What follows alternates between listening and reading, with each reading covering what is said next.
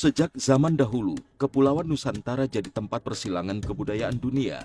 2 milenium silam, di masa dinasti Han, sejumlah kitab mencatat hubungan resmi antara Tiongkok dan Nusantara. Dalam kitab Hao Hansu disebutkan Yetiao. Yetiao adalah tiruan bunyi dari kata Sanskrit Jawa Dwipa untuk menyebut Jawa atau Sumatera. Jalur pelayaran Tiongkok ke Nusantara mulai ramai. Interaksi semakin intens, perantau dari Tiongkok mulai banyak yang menetap di Nusantara. Mereka mulai melepaskan pandangan tradisional seperti daun gugur kembali ke akarnya, menjadi pandangan baru yang lebih realistis, yaitu bibit jatuh berakar di buminya. Pengaruh dari Tiongkok merasuk secara wajar dalam hal boga, busana, sastra, bahkan teknologi yang berkembang di masyarakat Nusantara. Pola integrasi alamiah ini terusik dengan datangnya kolonialisme.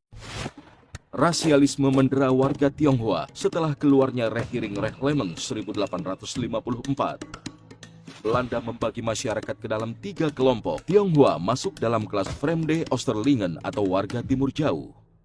Meski berada dalam rezim segregasi, warga Tionghoa tetap berkontribusi dalam kehidupan bermasyarakat di Hindia Belanda. Terhitung sejak era pergerakan nasional hingga zaman revolusi kemerdekaan, sumbangsih warga Tionghoa tak pernah putus. Di bidang sosial misalnya, Ao Cui Lan tergerak membuat rumah penampungan korban perdagangan perempuan bernama Hati Suci. Begitupun di lapangan politik, kontribusi Tionghoa tak bisa dikatakan kecil. Ada Kwe Tiam Hong dan ketiga rekannya yang hadir saat peristiwa Kongres Pemuda kedua tahun 1928. Bahkan, kongres yang menelurkan Sumpah Pemuda ini juga berlangsung di rumah seorang Tionghoa bernama Si Kong Leong. Kemudian di bidang pers, tersebutlah nama Ang Chan Kuan, pemimpin Sinpo, dan Lim Kun Hian, pemilik Sintitpo. Lim Kun Hian kemudian mendirikan Partai Tionghoa Indonesia yang berorientasi pada nasionalisme Indonesia. Semangat anti-kolonialisme pun tumbuh bak cendawan di musim hujan. Semua bahu-membahu merebut kemerdekaan. Setelah Belanda hengkang, posisinya digantikan oleh Jepang. Kemerdekaan masih belum teraih. Ketika posisi Jepang terdesak di Palagan Pasifik, mereka mulai mencari simpati.